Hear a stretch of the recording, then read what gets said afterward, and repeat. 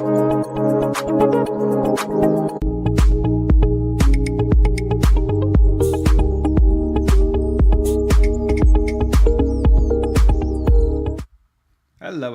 everyone.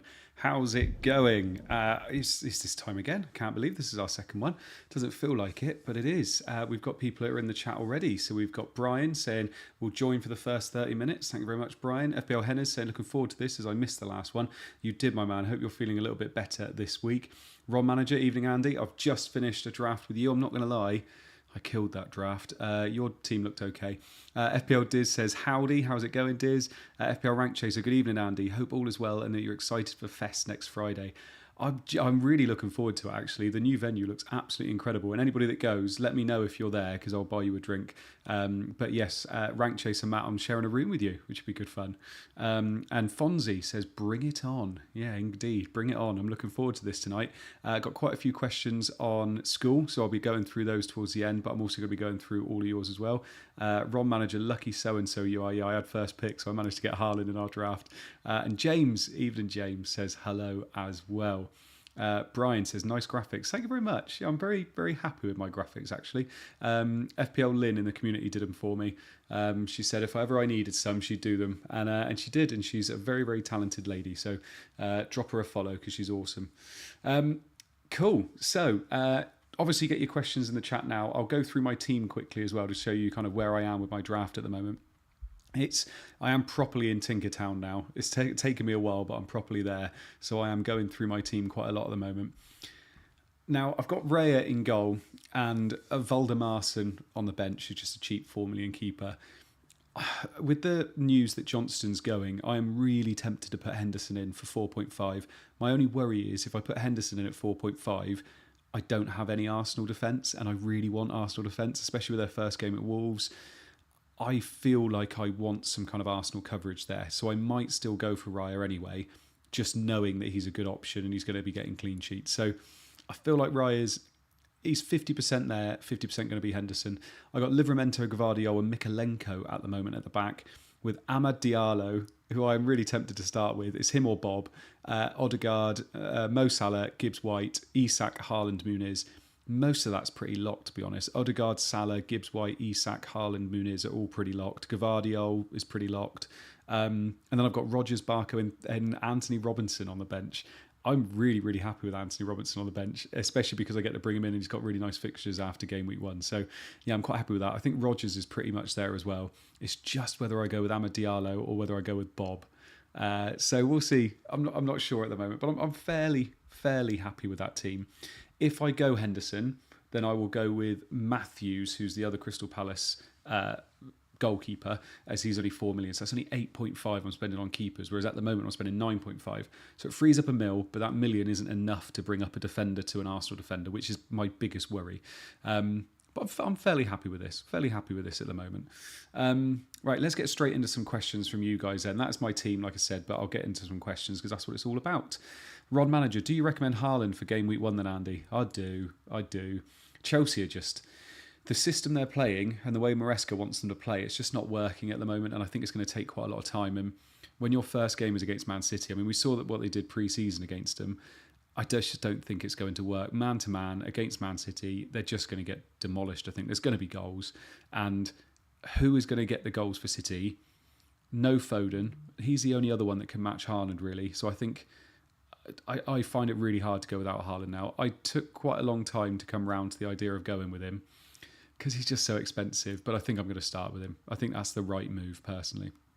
FPL Rank Chaser, who are the best 5.5 and 5 million midfielders for us to rely on, mainly for the first 4 game weeks? 5 million mids, it's Amad Diallo, Morgan Rogers and Oscar Bob. They're your 3. We spoke on Scoutcast quite a lot last night about where we would rank them all. I'm not as low on Amad as they were. I think Amad and Bob are kind of equal. I feel like Bob needs to play well to keep his space, where I think Ahmad's going to keep his space for the first 2-3 weeks. And I think that's perfect, really, for a 5 million midfielder. But Rodgers is still top. I think Rodgers is going to start the season well. He started in the top 2, I think, for Villa tonight. So I think Rodgers is definitely a really good shout. I do like Rodgers as well. So I think Rodgers will be top, and then Ahmad and Bob are kind of the same. If Bob plays Community Shield, though, and he plays well, he could sneak up to being the top option for the first 3-4 weeks. Let's have a look at some of the other ones. I've actually need to scroll up. There we are. Fonzie says Ahmad is still there. He is still there at the moment. I don't hate it. I genuinely don't hate it. I don't think it's too bad. And that first game on the Friday, I'm going to have Ahmad and Muniz apparently. So, yeah, it could be worse. James, Haaland and Salah, is it? I think so. First 5 weeks, you look at the captaincies. If I bring up, and I'll bring this up most weeks, Lego Mane's hop on, hop off. You look at the first 5 weeks, and you've got City and Liverpool there. You're going to be captaining a City or Liverpool player in game week 1, unless you go Isak against Southampton. Game week 2, it's going to be Salah or Haaland. Game week 3, it's most likely going to be Haaland, unless you go for Saka. Game week 4, it's going to be Haaland or Salah, and then game week 5, it's going to be Salah. So you've genuinely got the 2 best options every week if you have Salah and Haaland in your team. You reassess it after that. I think after game week 5, you can then reassess because you can get rid of Salah potentially. You could bring in a Foden, a Saka, a Palmer, whoever it is, and I think that's absolutely fine. I think it would be slightly different if Palmer, Foden, Saka were 100% starting. Saka got some minutes tonight. If they were 100% starting game week 1, I think it would be a little bit different. But because they're not, I think it's made it a lot easier for people, if I'm perfectly honest. Fonzie, if Carlsberg did Fridays, Ahmad Brace, United 3-0 win and a good beer at the FPL Fest. Yes, please. Oh, Ahmad Brace would be the stuff of dreams. I would actually go for a 2-1 and get Muniz to score as well, but maybe that's going a little bit too much. James, Ahmad and Bob are similar type options. Should start the season looking good. Might not stay in the team long term. Exactly. And to be honest, I think a lot of people are going to be wildcarding between 4 and 6. I think whether that's from necessity or whether that's from their planned idea, most people wildcard early anyway because they want to and they want to build up team value. I think if you can save 2 or 3 transfers before game week 4 or 5, 6, and then wildcard, you're in an extremely strong position personally. So, yeah, I think if you can get one of those players, and also they're only 5 million, like, I'm more than happy with that. And Rodgers is there too. It's just the fact I've got 2, which could be a little bit spicy. James, that Chelsea away game is a good fixture basically in it. Yeah, it is, unfortunately, at the moment as well. And it's against City, and it's not good for them, I don't think. Brian, so no Trent for you. I can't remember who it was I was talking to in the community today saying that if you've got a Trent draft and you really like it and you like all the players around it as well, I would try not to steer away from it personally. I feel like Trent in that first 6-7 weeks, so you look at the fixtures again, Trent has got Ipswich away, Brentford at home, Forest at home, Bournemouth at home, Wolves away, Crystal Palace away. Those first 7 fixtures, and even Man United away isn't awful. I mean, he could be an absolute unbelievable differential for you in the first 7 weeks. And if you've got him, you won't have to move off him. Whereas if you don't have him, trying to get to him is going to be really, really tricky, especially with all the other players we're going to want in midfield as well once Foden, Palmer, Saka all come back fit. So, yeah, I think if you've got a draft with Trent and you really like it, stick with it personally. FPL Diz, Gordon used to be in everyone's draft. Now he's very under the radar. Worth a selection in my team. I still don't think he's a bad option, personally. I think just a lot of people started, like he was in my team, but then he was the one that made way for me to get Haaland in as well as Salah. I love Gordon, and I think a lot of people started going a little bit off him because there was that talk about him going to Liverpool. Looks like that's kind of quieting down quite a bit, and he might get a new contract now. I think he's a really, really good shout. The first fixture's lovely, home to Southampton. But then after that, he's got Bournemouth away, Spurs at home. The fixtures are really nice up till game week 8. I know he's got City in there as well, but it's City at home. Newcastle aren't bad at home. So up to game week 8, I think you'll probably keep him in your team, to be perfectly honest. I think he's still a really good shout. And home games are where he does really well. But he's only got 2 home games in the first 5. So maybe that's something where it's a little bit trickier because Newcastle were much better at home and Gordon was much better at home last year as well. His home record was ridiculous, whereas away was not very good. Fonzie, I like Enzo at Chelsea from week 2 at 5 million. Yeah, I don't know whether you've seen the graphic that came out about Chelsea. Their squad is just ridiculous. They've got so many players. Enzo's a good player. Obviously, a lot of them fell out with him from words that he said over the summer. So we need to maybe make sure that fallout's absolutely fine and it's all sorted. I don't hate Enzo as a pick. And there was, he was on penalties at one point, wasn't he, at the beginning of last season. But personally, I think it's a little bit of a waste when you can get, say, an Ahmad, a Bob, a Rodgers, personally. And I just don't trust Chelsea for that first game of the season because you're going to be benching him anyway. And I think there's going to be better options that come up. So I don't think I would go for him personally. Johnny Hotine says, I really think Nkunku and Jota could be great alternatives to the big hitters in their teams. If Palmer is a 10 and Salah is a 10, what would you rate Nkunku and Jota? So I think the thing is with Nkunku, from what I'm seeing in people's teams, if they've got Nkunku, most people are benching him for game week 1. And to have a 6.5 million midfielder you're benching in game week 1 doesn't quite feel right. But I am starting to come around to the fact that with Palmer still not getting any minutes, I think Nkunku could be a really good player to start with to start the season. And remember as well, if Palmer misses any minutes, Nkunku's going to be taking the penalties. So that's always good to think about. I think Nkunku could be a game breaker this year in terms of the fact he's 6.5 million. He shouldn't be 6.5 million really. So anybody that goes for him, I think that's absolutely fine. In terms of when Palmer is back fit, there's a 4 million price gap there. But I think with penalties and the way Palmer plays, I think Palmer will still be worth the money. But I think when they get those nice fixtures, which is from game week 2 onwards, if Palmer's back, where are they? Look, so they've got Wolves away, Crystal Palace at home, Bournemouth away, West Ham away, Brighton at home and Nottingham Forest at home. I think having the double up's fine. Personally, I think for 6.5 and then 10.5 for Palmer, I think that's fine. So it'd be interesting to see how Nkunku starts, but that first fixture is not nice. So if you're benching him in that first one, you can afford that and your team still looks good. I don't hate it, but I don't think I'll be wanting to start him. I think teams that look quite weak that are having to start him in game week 1. FPL Henners, mini dilemma in my team tonight. Which do you prefer, Andy? Porro and Bailey or Mikalenko and Jota? Obviously, it depends on the rest of your team. I'm quite high on Bailey. I really like Bailey to start the season. So I'm going to go with Porro and Bailey, personally. I think Porro... I'm a little bit cooler on Porro, but I don't hate Porro. His attacking stats for defenders is great. I think Bailey is a really good shout for Villa, especially to start the season. Mikalenko and Jota, I've got Mikalenko in my team. I feel okay about it. I'm just hoping they don't start defensively like they always do, where they don't keep any clean sheets to start the season. And Jota is obviously could be a really, really good shout. They've got 1 or 2 more pre-season games, so hopefully we see a little bit more from Jota there. Just be prepared that he could be injured in game week 2. That's always the thing with Jota. So I think Porro and Bailey I prefer there. Fonzie, I'm going with defenders from Liverpool, Newcastle, Man City, Aston Villa and Fulham. At least 3 of these 5 have games against non-top 8 in the first 12 game weeks. Yeah, I like it. And like I said, I've got Anthony Robinson there. I really, really like him as a pick. I think Liverpool, if you can fit a Liverpool defender in, that's great. Newcastle, it's who to go for. Hopefully Gahey goes there and starts the season there, but that might be a tough ask. So Livramento, Hall, both good options. Just need to see who's starting, especially if Trippier goes. Man City, Gavardio's a lock for me. And Villa, yeah, so you've got your Villa defenders there that you can go for as well. I think Villa to start the season will probably be strong. It's when Europe starts, he might start to struggle. Bashir, Porro, Son, Muniz or Mikalenko, Fernandes, Watkins. Which do you think is a good combo? I think I prefer Porro, Son and Muniz there, personally. I don't mind Mikalenko, Fernandes and Watkins. I just really worry about United. I have no idea what to expect from Man United, and our team is decimated as well with injuries. So I think Bruno is tough to start with.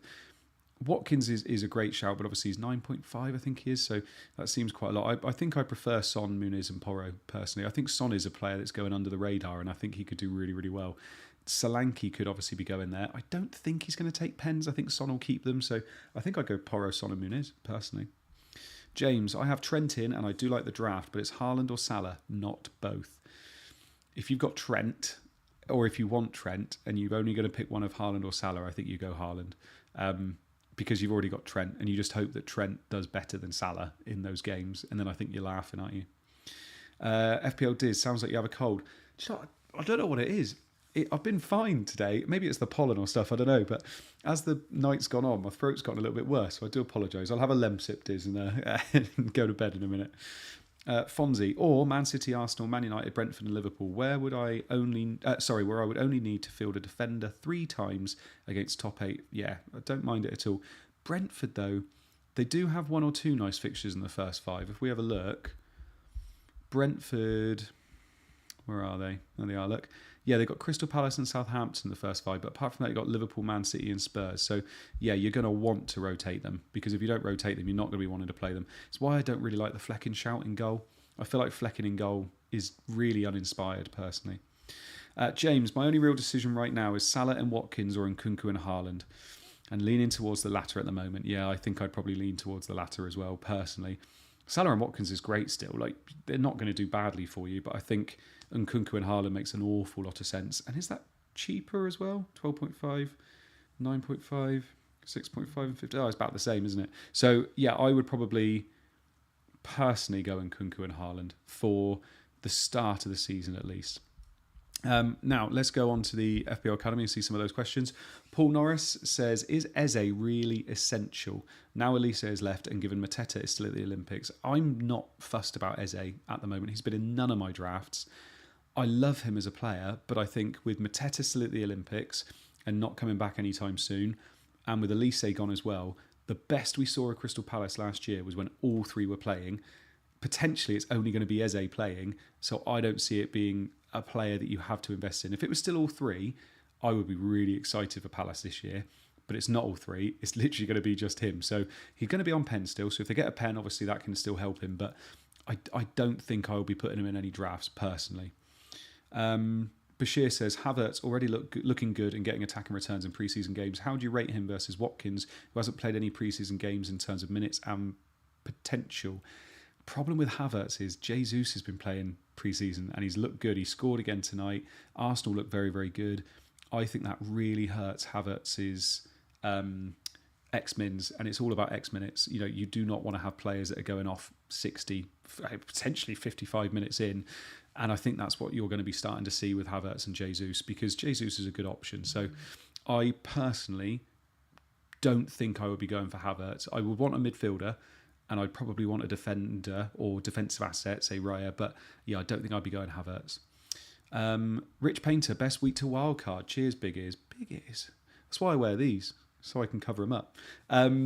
Best week to wildcard. For me, it is either going to be in game week 4 or it's going to be in game week 6. Now, I prefer game week 6, I think, because of that Man City Arsenal fixture, because you can kind of get rid of a few and then pile on the Arsenal in game week 6 and 7. The other thing I quite like it for is that you can move off Salah, because Salah will have Bournemouth in game week 5 and then he's got Wolves and Crystal Palace away, and then you can load up on, say, a Palmer, you can load up on a Foden, you can load up on a Saka, whatever it is. I feel like game week 6 could be a good time to make some of those moves. So I feel like quite a few people will do it early in game week 3 or 4, but I think if you can wait till game week 6, that's not bad at all. Let's go back to the questions. Oh, here they are. Caroline, I'm confused. The AI is suggesting a team with Bruno Fernandes in. Didn't this happen last year? Then we all ditch Man United players after a week or so. Yeah, I just don't trust them. And to start the season, it's all about trust. Like I was just saying then, if you can get 3 or 4 weeks in and you can bank a lot of those transfers and then wildcard, genuinely, that is such a strong move. Whereas if you start with Bruno and United look awful, which has happened a lot over the last couple of seasons, then I think you're kind of setting yourself up to fail. So personally, I wouldn't start with Bruno. Some people are. Some people swearing blind is going to be great, but I just personally think I won't be going there to start the season. Ian Padmore, do you think Quansah starts ahead of Canate? I do. I do think Quansah starts. I don't know whether he's going to continue to start, which is the only issue, but I do actually really like him. I think for 4.5 million, I don't think he's a bad option to have in your defence. It's just whether you think he's going to start until you wildcard. Because obviously if he doesn't start, I don't think he'll come on if Canate starts, but it's having those other options that are going to come on for you if Quansah doesn't start. So I think if I had Quansah, I would want somebody good on my bench that could come on for him if he doesn't start. But I do actually think he's a good little sneaky play to start the season. Vicky, best Liverpool attacking option who's not Salah, or better to just go elsewhere and just have Trent? I think Trent is second. Trent is the second best option to have. Even though he's a defender, he is the second best attacking option to have, personally, I think. If Trent doesn't start, Bradley's also not a bad shout. But as we've mentioned before, I think Jota would be the one. If we get any indication that Jota is going to be the starting striker in that team to start the season, I think you go with him. His returns when he plays are just ridiculous. Like, he is a really good player when he plays. It's just he's just injured all the time. That's the problem. Bashir, who do you think will get more minutes for the first 3 games between Muniz and Wood? Muniz. I think Muniz will. Awunyi looks like he's going to still be out for the first 3 games at least. But as soon as he's back, Wood's gone. Whereas Muniz is their number 9, and he's R9 now. So I think Muniz is definitely the better shout. And the fixtures, his fixtures are good as well. So I would go that way. FPL Dears, I want to get Trent, but if I can't afford him, who do you think... do you think Robertson is worth the 6? I don't think he is. I don't think he's definite to start the season either. There's been a lot of chat about Tsimikas, so I don't think Robertson would be worth it. I think I'd just go, well, it's tough, isn't it? I think I'd just go Trent if I could. If you can't afford him, then you go down to Gavadio, you go down to Porro, you go down to players like that, or a Saliba, someone like that, I think. I don't think I'd be going Robertson personally. Bashir says, when is Robertson returning? Because I'm really tempted by Tsimikas. And do you think Tsimikas is a great shout? I don't think I would, just because I don't want that uncertainty. I don't want to be, after 3-4 weeks, making a move on a defender. Like, that's not where I want to be making my moves, especially with Saka, Foden, Palmer all coming back as well. I think I'd be wanting to make my moves there. Caroline Owen, she had lots of questions this week. I like it. AI teams now have no Haaland and love KDB. Should we be paying attention to AI teams or pick our favourites? Personally, I think any AI team that's saying pick KDB over Haaland, I'm not really sure why they're saying that. Haaland's the best captaincy shout for 2 or 3 of the next 5 game weeks, so I'd be 100% be going Haaland. Caroline Owen, pros and cons of bench boost game week 1. Yes. So bench boost game week 1. Let me just have a look at mine. So the only thing I would say about bench boost game week 1, the pros about it is you don't have to worry about bench boost then. So there's going to be less double game weeks, less blank game weeks coming up. So it's going to be easier to plan for. So you don't have to worry about bench boost later on, which is quite nice. If you are doing a bench boost and you want Haaland later on, it's going to be harder to get better assets on the bench potentially. So I don't mind bench boosting game week 1. The only thing is, this is the least amount of information we're ever going to have about the season because obviously nothing's happened yet. So I would be tempted to say don't do it because I don't think I would do it personally, but I do understand why people would want to do it. If you look at my bench here, obviously it's not set up for it. You'd need a 4.5 million keeper and a 4.5 million keeper playing. There's not many that have 2 good fixtures to start the season. You need some 5 million midfielders because a lot of people have Winks. Barco could play, we're hoping, and not a bad fixture there. And then I've got Robinson on the bench. I mean, that could be okay. So, yeah, you'd have to set up for it, but I don't hate it personally. It just depends. Obviously, you'd have to show me your team. Fonzie, thoughts on these 3 exciting left field differentials? Iliman and Dye, I love and Dye. Ismail Assar and Strand Larson. Probably need to say that they get regular starting positions, better fixtures. I like Ndai. I loved him when he was at Sheffield United, when I used to play Gaffer. I thought he was a great player, and obviously he went to Marseille and now he's back. I don't hate him. It's just, if we look at Everton's fixtures, so Brighton at home, Bournemouth at home, Spurs and Villa away, they're kind of a mixed bag. I think I'd rather be going for an Armstrong or a Muniz or something like that. I think the value is just much better there. Ismail Assar, 6 mil. He was very good at Watford. Now he's at Crystal Palace. Obviously, Elise's not there. Probably going to be getting the minutes. I don't know whether he's played pre-season yet. And we look at Palace, they've got 3 good fixtures in the first 5. I don't hate it. I think I'd be tough to go for him myself, I think. But I don't hate the move. And then Strand Larson, I think, is somebody that could start coming into a few teams later on in the season. Wolves' fixtures are horrendous to start. Arsenal away, Chelsea at home, Newcastle at home, Villa away, Liverpool at home. They're not nice. You will not be going for him to start the season. But nobody thought they'd be going for Cunha or Hwang last year. And look what happened. They started creeping into a lot of our teams. So I think he is somebody that could turn up later on, but not until game week 9 onwards. And we get a bit more information about them then as well. So I think Sarr would probably be my pick out of those 3 if I had to start with one of them to start the season.